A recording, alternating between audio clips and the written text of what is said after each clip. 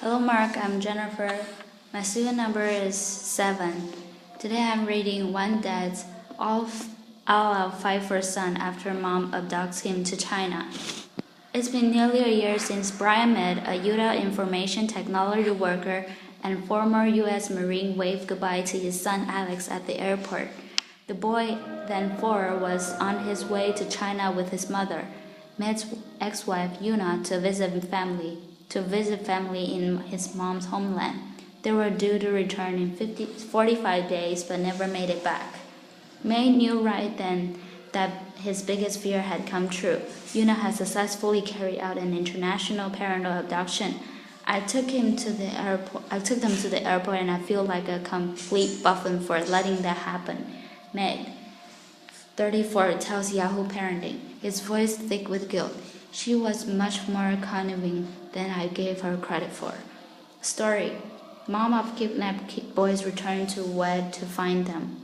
Thus began Med's new reality, spending every bit of energy on trying to bring his son back home from Dalian, Yuna's hometown, where the two have been living with their parents since May 2014. It's been a frustrating, labyrinthine, upsetting fight and has so far involved the U.S. State Department, the FBI, the National Center for Missing and Exploited Children, the Chinese Central Authority, assorted lawyers, and the Netherlands-based meditation firm, all to no avail. Med's efforts have put him into severe debt, as he's already spent more than $50,000 fighting for Alex's return, in addition to about $58,000 for his divorce, wiping out his retirement account. Now he's launching an online crowd-raised campaign, hoping to raise enough money to continue his legal battle. But the emotional part has been the roughest, particularly since Med has seen Alex just briefly during his whole time for a few days in October when he went to see his son for what's been their only visit since Yuna, known in the U.S. as Nina, took him to China. Story: My husband killed our kids. I hugged him before I left. I was holding him in my arms and saying goodbye. Med recalls, it was the most stressful, difficult things I ever had to do in my life. I feel like an idiot, like I let her play me. About how living without Alex has affected his existence, he said. This impacts me every single day. Knowing exactly where his son is and not being able to do anything about it has been particularly difficult. Sometimes, Med says, Yuna allows him to Skype with Alex. I tell him I love him, I miss him, but I hope he can come soon. Med says, adding that Alex no longer speaks English and appears to only be interested in watching TV and playing games on his iPad. Even when they're on a Skype call together, he worries about how Yuna has explained his absence to Alex and about how he doesn't seem to be attending school. Yuna did not respond to an email from Yahoo Parenting requesting her side of the story. It's awful, this poor little kid. Jill Coyle, Med's Utah-based divorce attorney tells Yahoo Parenting. She explains that while allowing Yuna to travel to China with her son was a stipulation that they eventually agreed to do in the divorce agreement, it was one she and Med had great reservations about. It was definitely a big fear of his, but his ex-wife wasn't going to stop fighting for it, so it wasn't either we go to trial fighting it all the way for $25,000 or come up with something we felt was safe enough. So they put safeguards in place, Coyle explains, which included having Yuna sign a notarized statement saying that Alex was a U.S. citizen and that he was to be raised in Utah, requiring that she purchase a round-trip ticket for their travel, having her put up the title of her car as collateral, and also requiring that Alex a temporary visa which would expire, which it has.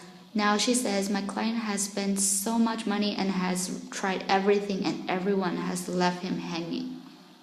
The crux of problem with getting help from officials in the case is the involvement of China, which is not a party to the Hague Abduction Convention, a treaty that many countries have joined in order to provide a shared civil remedy among partner countries to work toward the best interest of an abducted child. Unfortunately, for some of the non-Hague countries, there may be some challenges and difficulties.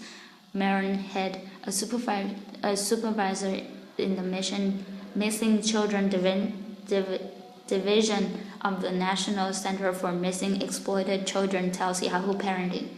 One problem, she says, is that those countries, including China, won't recognize U.S. custody orders. Another challenge is filing international abduction charges against Yuna with the Justice Department could potentially force her into hiding. Med says he was advised while enforcement would be difficult since there is no extradition treaty between the U.S. and China. But all cases vary widely, she says, and even when they seem hopeless, things can turn on a dime. I've seen situations in which it seems nothing can be done, but things change day to day, she says. The parent may want to negotiate, the parent may want to come back, the parent may want to travel. In March, the FBI was able to stop an attempt parental abduction to China when the dad, in the U.S., alerted authorities that his wife had just boarded an airplane to China with her 4-year-old son. He had been alerted via email by his wife. The plane was turned around 4 hours into its journey from Washington, D.C., and the boy's mother was arrested. She now faces up to 3 years in prison. That father doesn't know how lucky he is, Med says. Like the parents that are thwarted kidnapping cases, Med and his ex-wife have joined legal custody of the child, but now he and Coyle have submitted a petition to modify that decision, to have Yuna serve with the petition. They've had to go through the Chinese Central Authority and are prepared for it to take up to 9 months. If Yuna doesn't respond within the required 20 days, Med can get a sole custody order, but China may or may not accept it. Med met Yuna in 2003 in Tokyo, where he was on vacation while he's stationed in the Marine Corps in Okinawa, and Yuna, a Chinese national, was attending college on a student visa. The two became a couple, and May got a job at a naval base off the coast of Tokyo. They eventually married, having Alex, on U.S. military property, making him an American citizen in 2009. The family relocated to Utah when Med found an IT job there in 2012. From there, the situation began to devolve. There were disagreements about how to raise Alex, particularly around medical issues, and Yuna's beliefs that their son needed a battery of tests and Chinese herbal treatments. She was like a hypochondriac, but for him, Med explained. He filed for divorce, as well as a police report and an order of protection. When he says Yuna tried to stab him later, after they were separated, local police charged her for child neglect after a neighbor reported Alex walking alone in a busy street while Yuna was out grocery shopping. Maid provided Yahoo Parenting with documents relating to each incident. Med said that once Yuna had gone to China, she told him the child neglect charges made her afraid to come back to the U.S. He convinced police to drop the charges, but Yuna remained where she was. That's when I realized it doesn't matter what I say or do, says Maid, who was not willing to move to China. She's only convinced with what's best for her, not our son. These days, he's moving forward as best as he can, but he misses the time he's spent with Alex. We'd play Legos and Hot Wheels and go to the playground and the museum, Med says. Every Saturday was our day. Now the dad finds weekends particularly lonely, especially if he stays at home, where Alex's room is set up and waiting for him, and where steel box Christmas presents for his son sit in the basement. I will never give up this fight, he says.